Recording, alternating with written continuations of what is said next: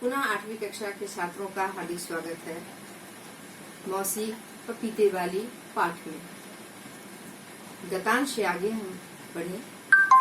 मानवीय संवेदनाओं पर आधारित, मानवीय सहानुभूति पर आधारित, प्रेम और ममत्व पर आधारित यह पाठ बरबस आपके हृदय में स्थान बना लेगा।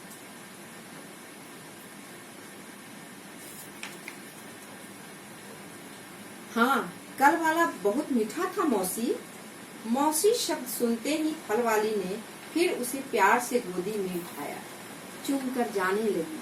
कितना अपनत्व है, कितना प्यार है, कितनी ममता इस शब्द में। मौसी, माँ जैसी।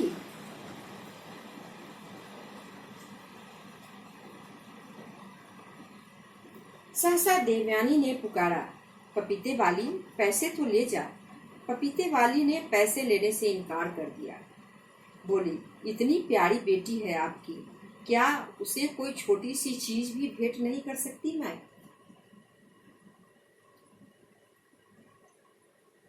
दुनिया में सबसे शक्तिशाली आपकी भाषा होती है, आपके शब्द होते हैं। किस शब्द का आप कहाँ प्रयोग करेंगे? आप पराये को भी अपना बना सकते हैं। इसी शब्द के प्रयोग के कारण दुश्मन भी आपका मित्र बन सकता है और मित्र भी आपका शत्रु बन सकता है, शब्द के प्रयोग के कारण ही। इसलिए मेरे प्यारे बच्चों, आप शब्द के प्रयोग पर लापरवाही, प्रयोग के कारण आप लापरवाही नहीं दिखाएंगे। शब्द के प्रयोग में आप बिल्कुल सावधान रहेंगे। बातों बातों में उसने अपने बारे में बहुत कुछ बता दिया। उसका नाम था कालिंदी। वहां से कुछ मील दूर नदी पार एक गांव में रहती थी वो। दुनिया में कोई नहीं था उसका, अकेली थी। यह कहते कहते आंखें भर आई, लेकिन फिर जैसे उसे अपनी भूल पता चली, बोली, नहीं, अकेली कहाँ, सभी गांव वाले तो मेरे अपने हैं। स्कूल के बच्चे भी हैं, जिनके लिए रोज ताजे पपीते लेकर जाती हूँ। और फिर कविता भी तो है, यह मेरी अपनी बेटी है। कहाँ से सीखा उस पपीते वाली ने इस तरह के शब्द का प्रयोग? कहाँ से उसने व्यवहारिक ज्ञान सीखा कि समूचे समाज को, पूरे विद्यालय को अपना बना लेने की सामर्थ्य उसकी भाषा में, उसके व्यवहार में है। और ध्यान रहे, आपके मन में छल प्रपंच रहेगा तो भाषा आपकी कितनी भी मधुर हो, लेकिन वो प्रभावशाली नहीं होगी, सार्थक नहीं होगी। ध्यान रखिए, ठग भी बहुत मधुर भाषा का प्रयोग करता है, लेकिन वो अपना स्वार्थ सिद्ध करने के लिए। कभी कोई ठग कटु भाषा का प्रयोग कर ही नहीं सकता। इसलिए आप हमेशा दोनों में अंतर स्पष्ट करने की क्षमता जगाए रखेंगे, बनाए रखेंगे। आत्मीयता टपक रही है उसकी बोली से, निस्वार्थ भाव से, सबको एक समान। उसका हृदय परोपकार के लिए आकुल है, व्याकुल है। पर को स्व बना लेने की क्षमता है उसमें, दूसरों को अपना बना लेने की भावना है उसमें।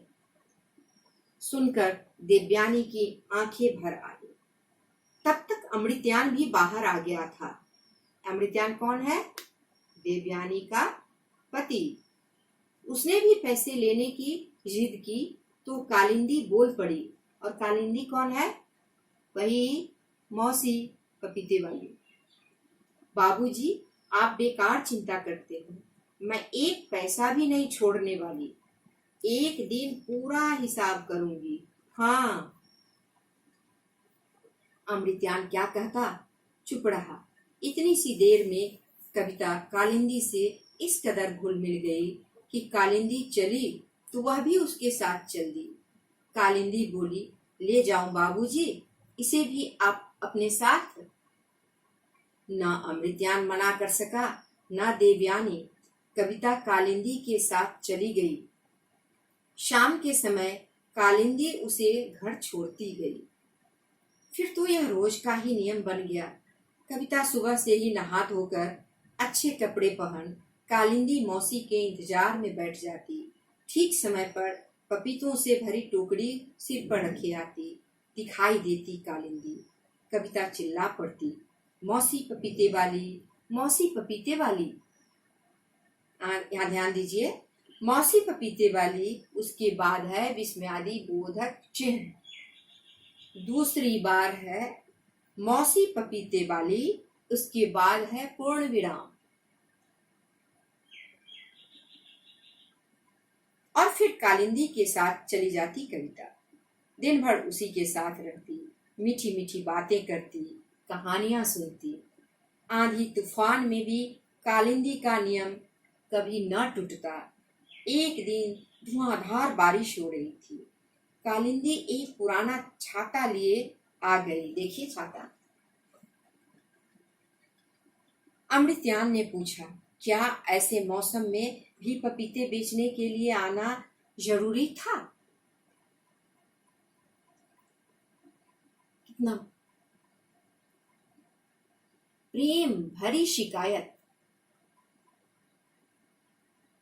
वर्षा में खुद को बचाना जरूरी है, न कि पपीता बेचना।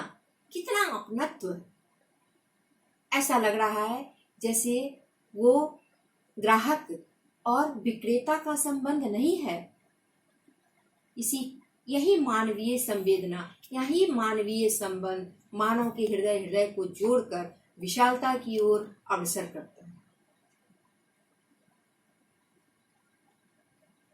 कालिंदी एक क्षण चुप रही, फिर कहा, मैं न आती तो स्कूल के बच्चे मेरी बाट देखते। बच्चों के बीच रहकर मुझे भी खुशी होती है। कविता को देखे बिना भी तो चैन नहीं पड़ता। कविता से कितना लगाव। कालिंदी, क्या लगता है तुम्हें कविता को देखकर?